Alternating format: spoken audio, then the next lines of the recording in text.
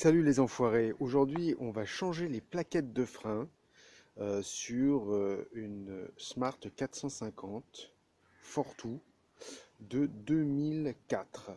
Alors de quoi avons-nous besoin ce matin? On a besoin des plaquettes.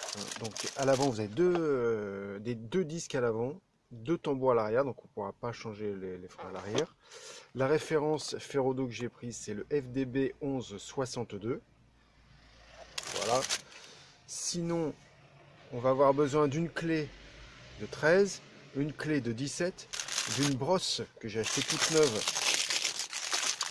pour frotter les disques et les plaquettes pour enlever les résidus, une clé pour démonter la roue avec, on a besoin d'une douille de 15, on a besoin d'une chandelle pour sécuriser notre montage,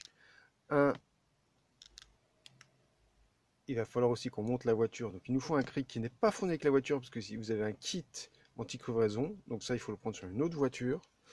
On va prendre du WD-40 pour préparer le démontage des écrous, que ce soit des roues ou de l'étrier de frein. Et j'ai pris du nettoyant frein aussi pour bien faire le travail dans une grande enseigne de discount à un prix assez bas, donc je ne sais pas ce que ça vaut. Évidemment, je n'ai aucun sponsor, donc j'ai tout acheté moi-même. Et maintenant, on va procéder au démontage. Voilà, on va commencer par mettre du WD-40 sur les écrous. Et il va nous falloir des écrous de 15 pour desserrer. Donc on monte la voiture sur le cric. Les bas de caisse sont tout en plastique, donc c'est pas forcément évident de trouver un endroit pour... On pense que ça peut casser. Et maintenant, on va sécuriser avec une chandelle. Voilà, on a sécurisé avec la chandelle. Maintenant, on va pouvoir démonter la roue. Voilà, donc la roue était coincée, j'arrivais pas à la sortir. J'ai tapé avec le marteau, j'ai mis beaucoup de WD-40. Je pense que ça a permis de débloquer. Mais c'était galère alors que la roue est vraiment petite et pas lourde. Voilà, donc j'ai acheté une brosse métallique dans une grande enseigne de bricolage. Et on va procéder au nettoyage. Comme ça, un peu partout.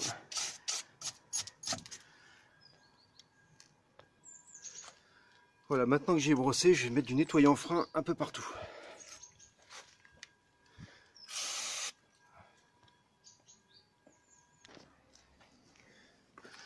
Voilà, j'ai tourné le volant à fond pour avoir un meilleur accès à l'étrier, parce que c'est cette partie-là qui nous intéresse. Et donc là, il va nous falloir une clé de 14. Et là, une clé de 10, pardon, de 13 ici et de 17 ici. Et sur ce modèle-là, on n'a normalement pas besoin de desserrer l'écrou. Il suffira de basculer l'étrier et ensuite de repousser le piston pour qu'on puisse replacer les plaquettes qui sont là. Donc là, j'ai deux plaquettes neuves. Il faut une plaquette de chaque côté de l'étrier. Cette plaquette-là va aller à l'extérieur, donc vers moi. Et cette plaquette-là va aller vers l'intérieur, donc vers pas le moteur, parce qu'il n'y a pas de moteur, mais vers la carrosserie. Et vous voyez qu'il y a cet ergot en ferraille qui permet de distinguer les deux plaquettes. Si les disques sont déjà bien usés, quand vous allez mettre des plaquettes neuves, ça risque de couiner. Donc ce qu'il est possible de faire, mais moi je ne sais pas le faire, c'est de faire un chanfrein ici, au niveau des plaquettes, pour pas que ça couine. Donc voilà, on est sur le haut de l'étrier de frein, et donc je mets les deux clés. Là, la clé de 13 à l'intérieur et la clé de 17 à l'extérieur. Et je vais tourner celle-ci dans ce sens-là et l'autre dans l'autre sens afin de déverrouiller l'étrier. Donc je vous ai dit une bêtise, puisqu'en fait il faut tourner celle-ci là et l'autre vers la gauche pour desserrer. Il faut vraiment le faire en même temps. Et je vous conseille de mettre du WD-40 avant pour faciliter le démontage. Donc là, l'étrier, j'ai démonté en haut. Il a du mal à bouger. Donc je vais essayer en mettant le tournevis ici, juste entre à l'extrémité gauche de la plaquette, ici c'est la plaquette, la l'ergot, de repousser le piston pour faciliter le démontage de l'étrier. Voilà, donc finalement j'ai donné un coup de marteau et ça m'a permis de le déverrouiller. Maintenant je vais essayer de repousser le piston, mais une fois que j'aurai remplacé les plaquettes. Donc là je peux enlever les plaquettes ici. Donc je vais enlever les deux plaquettes là. Donc j'ai remplacé les plaquettes ici. Et pour pouvoir remettre l'étrier, il va falloir que je repousse le piston. Donc je vais utiliser ce marteau en bois pour repousser le piston. Je prends appui ici et je le repousse. Et ça marche.